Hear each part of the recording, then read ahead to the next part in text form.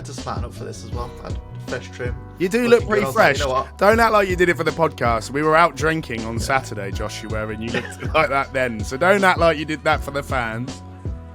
Commitment. That's what it is. Commitment to the cause, to be fair, I could do with it. Yeah. I probably should have freshened up. I do apologise, everyone. No comment. Yeah, thanks.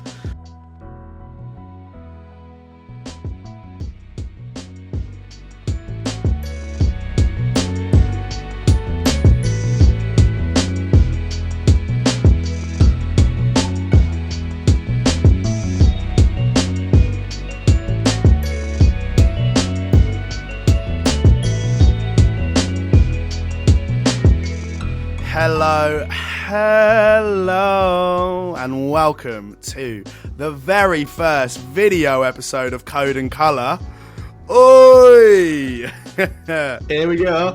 Here we discuss all things drawing, animation, and video games. That's right, and I am, look at that handsome, devilish host you always have, Tyler.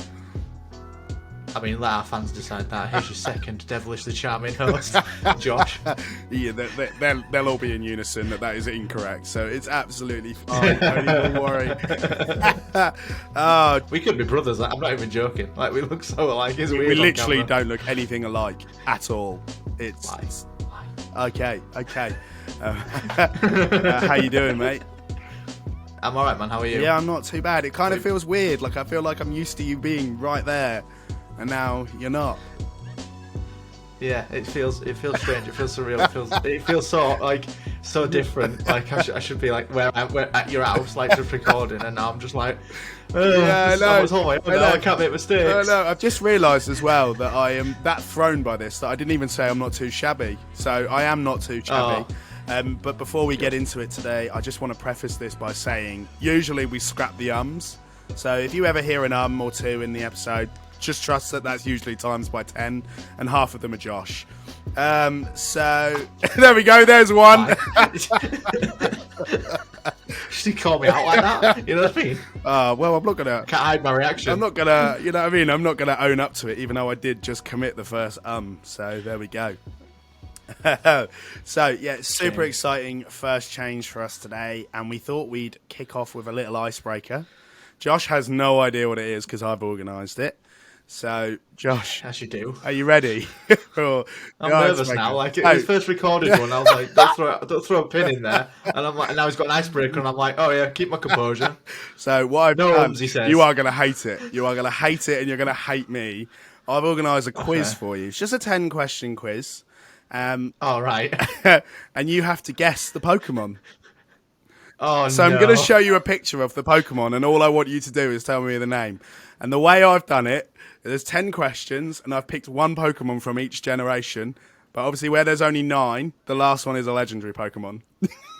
It's going to be... I'm going to get hit.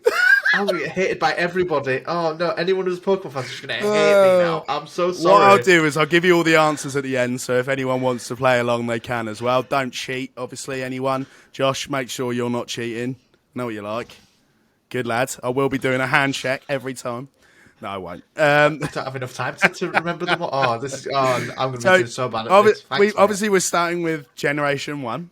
I'm expecting you to know 1, maybe 2. Maybe. Okay.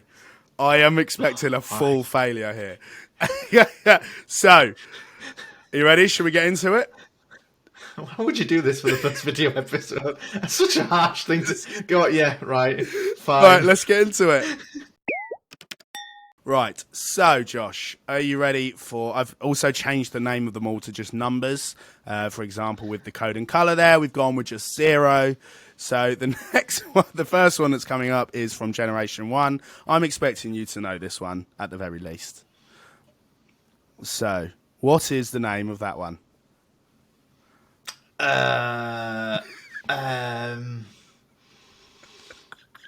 What? How are you stumped on number 1?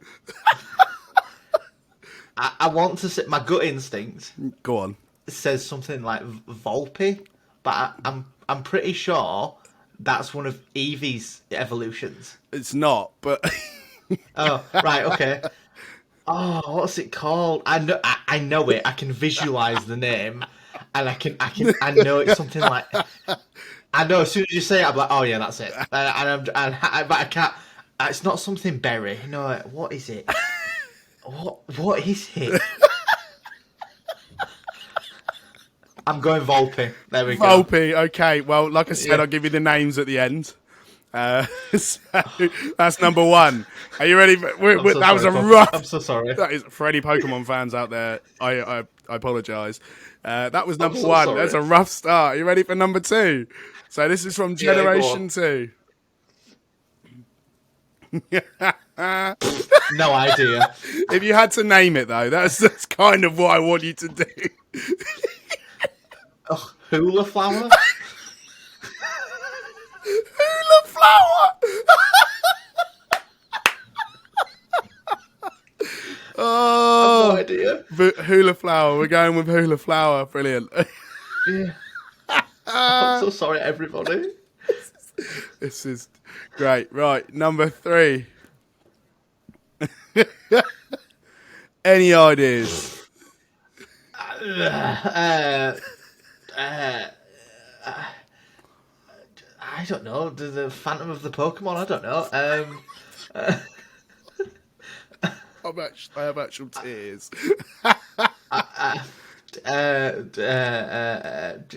Chicken Champ. I don't know. Champ! This is the best. I'm going to do this every week, Josh. This is so bad. I'm so sorry. Generation 4. Oh, I have no idea. Oh, he's like a huge meme, this one. Furbeaver? I mean, you know what? It's not a horrible name. But, yeah, right, okay. We're going to go with Furbeaver. Yeah. Teddy teeth or something? I don't know. What is that? Like, is that a Pokemon? This is from Generation 5. I'm going to call that, right? That's a Fleg. Flower egg. Fleg. Fleg might be my new favourite word. Fleg! I don't know. I'm going to get cancelled. I'm so sorry. Fleg! Oh, that is so good. Fleg. I wish that was right. I wish that was right. Oh, That is that right. is hilarious. Oh, I haven't got a clue. I'd say something like sword something. It looks like a sword with a shield and a. It does and look like a sword with a flappy hand. shield, yeah. I don't know what. Is this like when it says Pokemon Sword and Shield? Is that him? No, this is the two generations before that. Right, this okay. one is in Generation 6. Sword and Shield is Generation 8.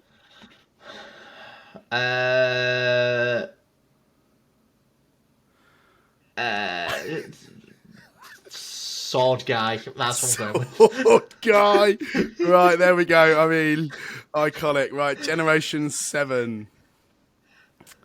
Oh god, I've been at. I'm not like. What is that?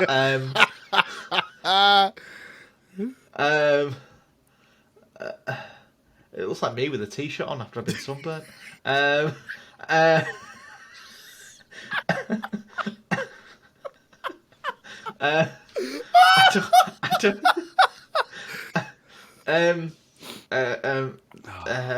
Pink Panda? I don't know. Pink Panda. Yeah. Is that what you're going with? I don't know. Pink Bear? Pink Bear. Yeah, Pink Bear. Yeah. I don't know. Right, we're going with Pink Bear. Right, good. This has gone really well. What is that? Is that his face? Or is that his legs or his face? It's his face.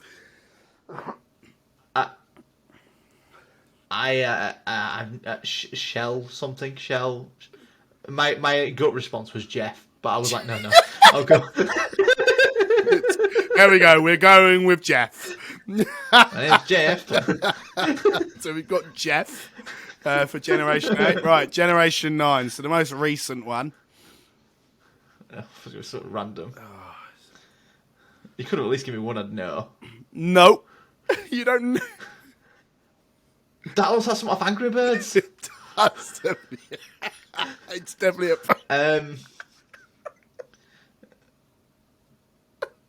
I'm gonna go with, because it looks like the pigs from Angry Birds, and it also looks a little bit like Eeyore. So I'm gonna go with Pigor. Pigor. Okay. Yeah. I mean, Eeyore is not a pig, but sure. But it looks sad. Like the pig looks sad. Okay. Right. That's my logic. And the last one is a legendary Pokemon. And obviously, I haven't made it easy for you, Josh, because that's not fun, is it? I hope, yeah. I hope it's the drawing you showed me the other day, and you picked it from there. Oh, I ain't got Scooby Doo.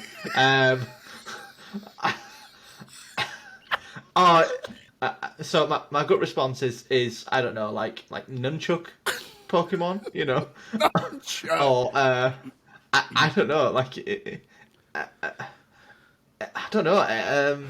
You are. Has he got legs? Is he just floating on a cloud? He's on a cloud, yeah. Cloud Slapper? I don't know. Cloud Slapper. Brilliant. Right. Yeah. Josh, No idea. that went horribly, mate.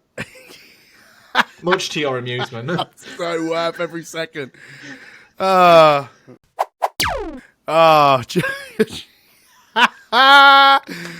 so that went a lot better than I thought it would, actually. For me, anyway. For you, it didn't go well at all. I thought you'd at least get the first one. I'm disappointed in you. But we're going to go through the answers. Go on. I can visualize the first one. As soon as you say it, it's something like Violet or something. You're so I don't close. know what it is. Right, so the Yeah. answers for everyone else who's watching along as well. That is Vileplume. Oh, yes. Yes, it is. Vileplume. Famously Yeah. evolved from the Pokemon Gloom, which brings us on to the second one. Blossom. Bellossom. Not Hula... What was it you said? Hula Flower. Hula flower. Yeah. So Blossom also evolves from Gloom. It was an alternative evolution that they introduced in Generation 2. I don't know. I mean, I get the Hula vibe, Josh, but it's Blossom. So Hula Girl. I'll let you guys decide which names are better. So what was it you said? Chicken... What? Chicken Champ, I think what it was. Champ! So this is Nuzleaf. That's a leaf on its head as well. Nuzleaf. Nuzleaf, yeah. Okay. I would never have got that in a million years. That's Nuzleaf. Right, there we go. So from Generation 4, we have Bidoof. What? Furbeaver, you called it. Furbeaver. This is Bidoof. Yeah. Bidoof. Huge meme on the internet at one point. You need to get on the internet more, Joshua. I'm so sorry, everybody. This is atrocious. Fleg is my favourite thing you've ever said in my life.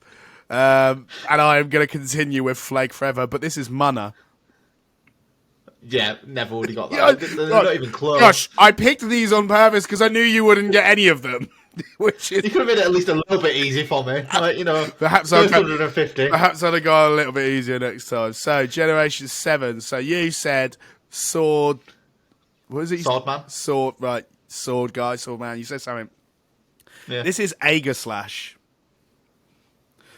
It is a sword with a shield, and it's a ghost Pokemon. So there you go, Aegislash. All right, Generation 7. You said Pink Bear. This is Beware. Beware. Beware. Beware or Beware. Be square, yeah. Beware. So that's him. I like it. Beware. Generation 8. You said, what was it you said? Oh, Jeff. I mean, it is a single syllable name, so I guess we got that much right. This is Snom. Is he like a water type? No, he's a Snom. It's an ice type. Come on, Snow. Oh. Yeah. He evolves into a Right, big okay. old moth called Frostmoth.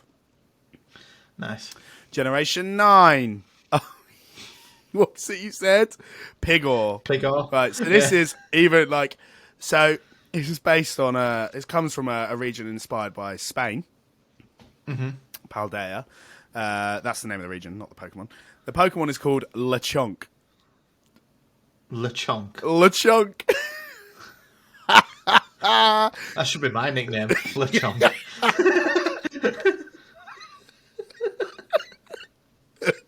Oh, right. And then the legendary that you called. I can't even remember what you called him. What did you call him? Cloud Slapper. How was it? Cloud Slapper. This is Thunderous. Oh, we're so close. Yeah, mate. So close. Oh, wow. So, yeah, let us know how you guys got on out of 10. It's not hard to beat Josh. He got a solid 0 out of 10. So, well done, mate. I'm really proud of you. I really appreciate that. Really, just we always say like, when we do these episodes, let's just try not to throw any curveballs in there. And he's like, I've got a quiz of Pokemon that I've got no idea about. Thank you for that. I enjoyed every Appreciate that. second of it. I enjoyed every second. I could tell. You were crying halfway through that. That was a delight, Josh. Thank you so much for entertaining me and for humouring me, to be honest. I think we should do that a lot more. I think I should give you another 10 Pokemon and see how you get on. What do you reckon? I think that I thought you were a better friend, to be honest. And I going to set a guy up like that, Well, I've got to do it. I've got to do it. I enjoyed it. I'm very, very out of the loop with Pokemon, as we can very much see. Why I did it. I played Blue, I think, when it came out, or Red. I never played Yellow, and I played the one with Ho-Oh, Gold. Ho-Oh. Ho-Oh. No, it's Ho-Oh. Yeah. So H-O-O-H. Ho-Oh. Ho-Oh. And that is Gold, so Generation 2, which Blossom came from, not Hula Girl. Was she in that? Yeah. She was Gen 2. Ah. Yeah. Anyway. Bad. Anyway, moving on. So we're going to just do a quick update for those of you that listened to our last episode. We set ourselves a challenge. I will let Josh go through that and remind us what it is. So, our goals for our podcast, as well as like our life goals, is obviously Tyler wants to animate his own TV show, and I want to make my own game. So we thought, instead of doing like a drawing challenge this week, for like the month, we would both do a task towards our goal. Yeah. Tyler's going to animate something, and I'm going to do some game dev stuff. Do you want to go first on what you've been doing? Yep, I'll give you guys an update. So I have started my animation. I have drawn a background. I've also done a background to the background, if that makes sense, because there's so essentially what I've done, and I'll show you guys here. So what I've done is essentially I've done a pirate ship, or like a ship at sea, and there's a window and you can see outside and the waves are going up and down. It's meant to indicate that it's a rough night at sea. There's a bed that's going across here, you can see, going from side to side. There's snoring coming out of his head. There's someone asleep in the bed, and it kicks up dust when it goes from side to side as well, and the lights swinging. The other thing I think with this, what I'm noticing is I'm struggling to move the light. Like, the actual light itself is fine, but the beam of light is where I'm struggling, because every time I feel like it's the only thing I can't physically move. I have to redraw every frame, and that's becoming a little bit difficult, especially because I've got to line it up and sync it with where the actual fixture of the light's going, and then also make it seem legit and like it's not clunky and distracting. Do you know what I mean? Yeah. Like a part of the furniture kind of thing. And it's difficult because it kind of just takes away from the rest of the animation, which I don't really want it to do.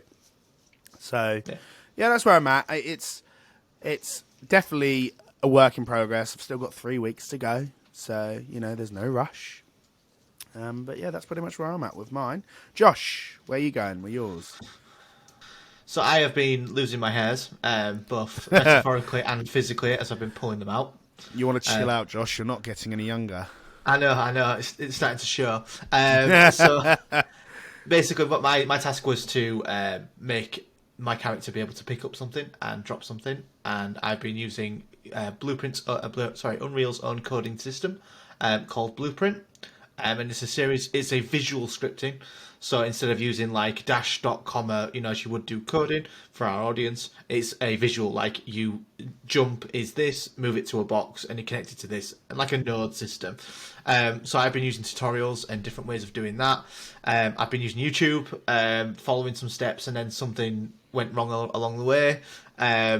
I've just been sort of like, pulling my hair out. So what I think is, I'll show where I'm at and what I've been doing and like what I've been using, and we'll put it up through the pod and obviously through our listeners.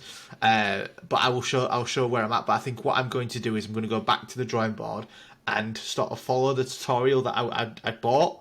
And just sort of like follow the steps in there so it can be more organically instead of trying to find like I'm trying to pick up something, because currently where I'm at on the tutorial is I'm doing a platformer, which involves like switches and picking things up and turning things on and off. For sure. And doing so it will happen organically. I just need to stay with the sort of tutorial that I'm going through instead of sort of like going, I can jump into this bit here and I can grab something and spend 20 minutes on that. When in actual fact it's probably like 2-3 hours work. Where if I actually just stayed on one path, and stopped like trying to deviate from that, I could get to where I want to do organically, just further down the line.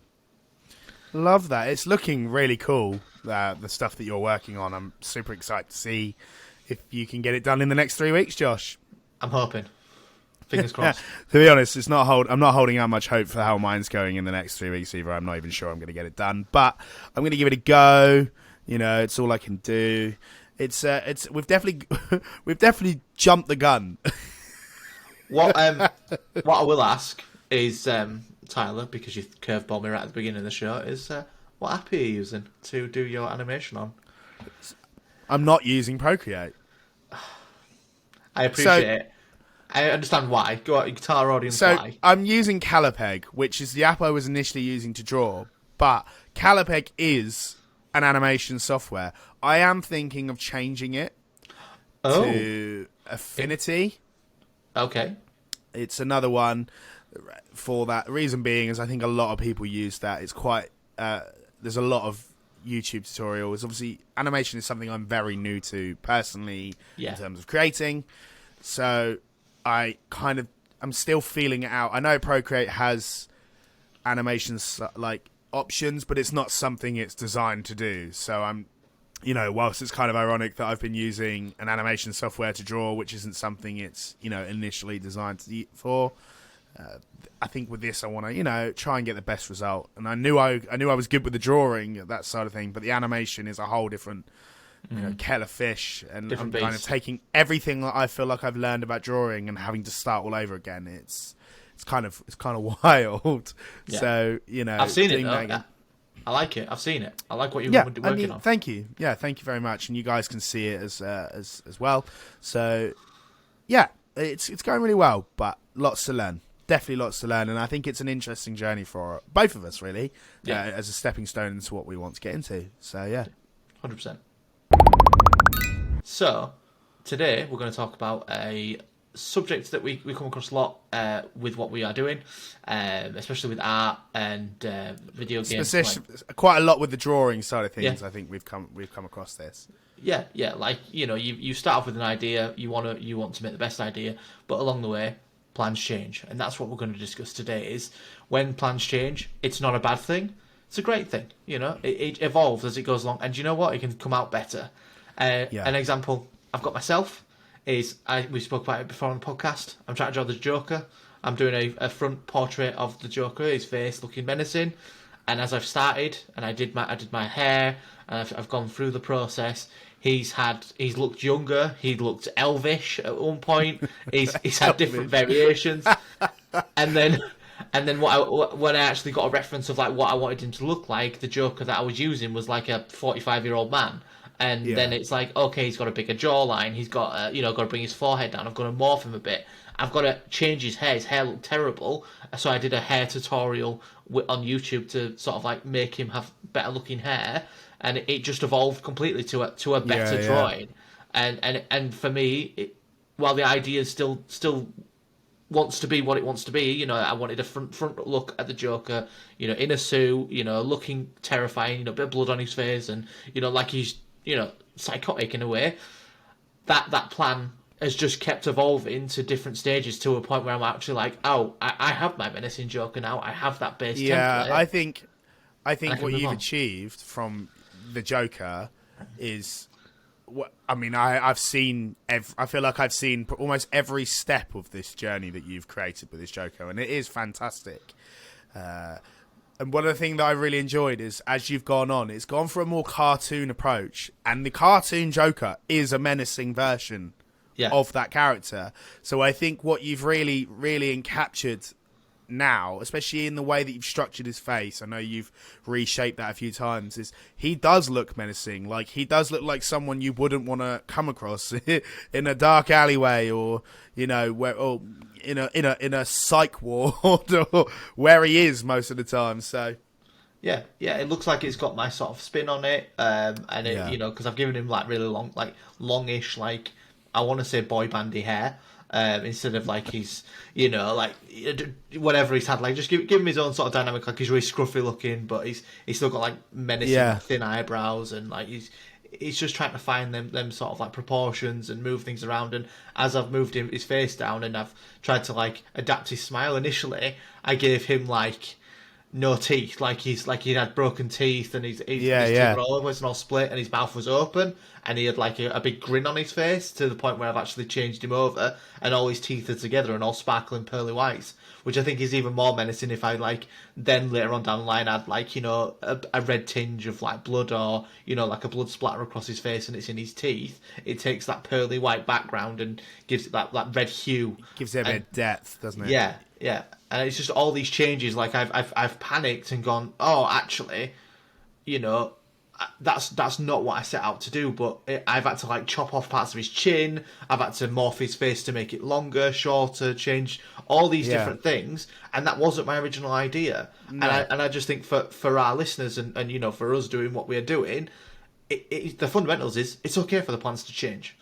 You know, adapt with it, roll with the punches. At the end of the day, even like from the art perspective, from the game development perspective, you know, we've just talked about what challenges we're doing in the things that we're doing for the next 4 weeks with the art and the game development. My initial challenge was to get my character to pick something up. I couldn't do it, and I've tried multiple ways of doing it. Spent 4, 5, 6 hours trying to work it out, and tedious coding. My plans change.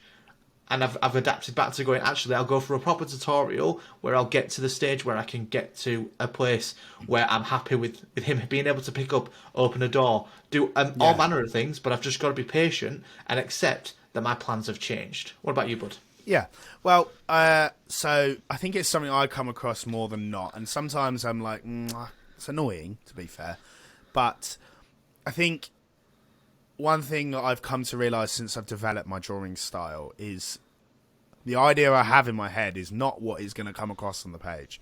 And sometimes it's frustrating because I want it to, and I feel like if I don't get what I want to have on that page appear, like what I have in my head appear on the page, that frustrates me. And I think sometimes one of the things you kind of go through when those plans do change is that you have to go through that battle with yourself, that maybe it's okay to dial it back, change it a little bit, and accept that what you're trying to achieve isn't always going to work out. Like, it might look good in your head, but everything looks good in your head, right? You know, anything, it's like anything. Like, I could wear an outfit in my head, I'm like, I'm going to wear that today, that'll look great. I'll put it on and go, absolutely not, that's terrible. It's the same sort of thing. So I think those are battles that I've definitely had, and it frustrated me earlier in my drawing sort of journey. I think as we've gone along, I've kind of accepted that I've made changes. One of the most notable ones for me is when we drew the wizards, and the wizards and the witches. So I did talk about it on that episode, but the face that I initially tried to draw for my particular witch was a much more realistic looking face, and it was looking like some sort of gremlin gargoyle thing, and it just wasn't. It was almost like a weird caricature, and it just wasn't looking right. So I kind of went, right, let's dial it back. I rubbed out the entire face, started again, and just went, right, let's do it again. And I went for a more cartoon approach, and somehow it just looked more real. And I think it just, or real in the sense that it kind of suited the vibe of that picture a lot more than if it was realistic. I almost felt it would have been too distracting, whereas I think it is meant to be a bit of a fun image. The face could seem fun, but almost serious in the same way. So I think I learned to achieve that, which I'm happy with.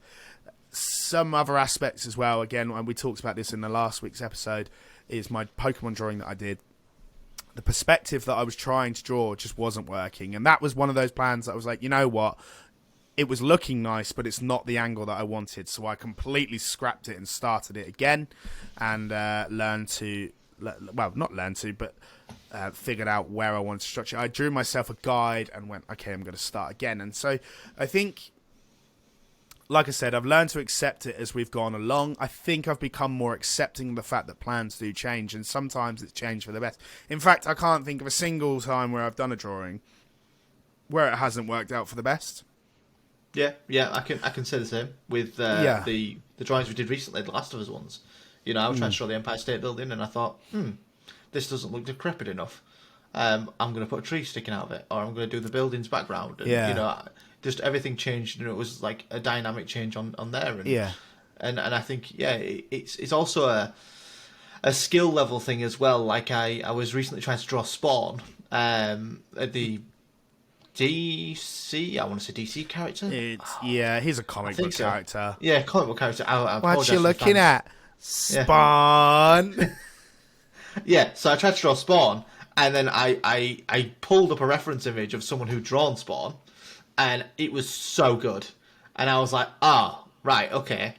But then I took things from that drawing, because I was a little bit disheartened when I looked at it. I was like, I'm just not that good. Like, I'm looking at that thinking I'm just not that good, and it's not going to look like that, and I was disheartened. But then I was like, but in my drawings, there's chains, and there's different sort of like foreground images, like they basically it was like stood like posing forward. You could see all his cape and everything, and there's like chains going across the screen, like they're wrapped around him. And I was like, I really like that. So then for me, I was starting to draw my drawing, and then bring in the proportions a bit and make things work a little bit better. And then I was like, I'll add some chains, and I created a chain brush, which was a trial and error, because you have to sort of like, as it all is, though, right? Yeah, you have to draw your links, and then you create them and add them to the Apple Pencil brush, and then when you draw across your screen, you get like a chain effect. And were they the right way around? Of course they weren't. You know, so I had loads of like circle dots going across all the screen. I was like, that's not right. I'll have to work on that. But it got there, but the plan did change, and I was like, actually, this could be a really good effect if I just played a bit more time with the chain, and like, you know, made them more square and, you know, and more like outlined. That would be a really good addition to the drawing, and then I can sort of work around it. But that was an instance where a plan's changed. So I'm going to ask you a question, because you made something that intrigued me earlier. Sorry, you made a comment earlier that intrigued me, which was about panicking when you were drawing the Joker. So when you have that panic, how do you deal with it? Do you think, I need to take it a whole step back, or is it minor adjustments? How do you kind of combat that feeling and make those changes happen? I think it's being in for a penny and in for a pound. Like, you either do make your small adjustments and take things out, or you go, right, this is not what it should be. Here's how I get it there, and then just jump in. For me, I had to take out his ears, I had to take out his chin, I had to reproportion his whole face, his whole eye sockets moved, and then I had to move everything around and put it all in proportion. And, you know, for our listeners, I can show you. I can show you now if you want what he looks like now, and I can put up to the camera. Yeah. So I've got it here. I can show everybody. Do it. Show us. Yeah. Show the fans out there, Joshua. Yeah, let me just... An exclusive insider to Joshua's Joker. So here is Joshua's Joker. If we can let it find me there. There we go. There we go. It honestly looks insane, though. That nose is phenomenal. So there it is right now. I'm back to normal focus now. Wait, here we go. Back in the room. So Josh, take the Joker off the screen already, will ya? So he didn't look like that to start with, and when we come to sort of like, you know, do the editing trickery, there'll be an image of what he kind of looked like before. and you'll see the difference of like, oh, actually, that was my original vision. I hated that vision and I wanted it to look better. How did I make it better? And then when I changed it, I was like, ooh, no. But then I was like, no, this is what it needs to be. This needs to happen for it to grow. Yeah. So for point of reference, you will see it now. Okay. There you go. Look at that. Look at the development on that. Isn't that amazing? Yeah. No, that drawing, to be fair, like I said earlier, I can see the changes you've made. And I know you said to me when you started, you were like, this is going to become my passion piece. I'm going to spend a lot of time on it. Granted, you've spent about 2-3 weeks so far on this one piece. Patience, I think, is one of those things as well when it comes to plans changing. There is patience. You are going to... I think it sounds kind of corny, but for me, patience is something I would say I don't always have. I'll be the first to admit that, especially when it comes to drawing and the animating as well. When it's not going my way, I'm like, I need to put it down. I need to walk away from it for a bit because it's stressing me out and I'm going to throw my iPad. I won't, but that's kind of how it makes me feel. And then there's drawings where I'm like, oh my, this is going to be amazing. And then when it doesn't go to plan, I get frustrated. So I'm like, okay, that's when the plan needs to change. And plans do change, and I think the corny thing about it is, sorry, I kind of digressed a little bit there. The corny thing about it is that I'm kind of learning a lot about myself in terms of my artistic style. Like, I feel like it's a real discipline, drawing. You know, you have to be patient. It might not go the way you want it to.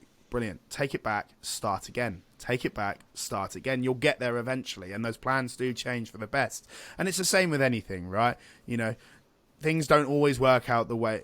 Not everything will work out first time. There's been drawings I've made where I'm like, literally nothing's gone wrong. Like the Spider-Man one, I think Josh knows, like, the hand that he's slinging the web from, the most, like, in that picture, that particular piece, I think I redrew the hand 4 or 5 times because it just didn't look right. That it was either too big, it was either at the wrong angle... It just wasn't going right, and eventually I got to a point where I was like, okay, it's worked. But I got frustrated because initially that hand was the first bit of the Spider-Man I drew, which I thought was a weird... I don't know why I did it that way, but that is what I did. I drew that hand first and sort of built out from him, but then the rest of him looked so good that I was like, I need to redo that hand. So then I was doing it, and I was getting frustrated because I was like, I've spent so long doing this that I was like, I can't let this one hand ruin it for me. And so it just took me ages, and I think I spent the best part of a day redoing the hand alone. So yeah, I think it is important to remember to be patient. That's kind of my main takeaway from when plans do change. Yeah, agreed.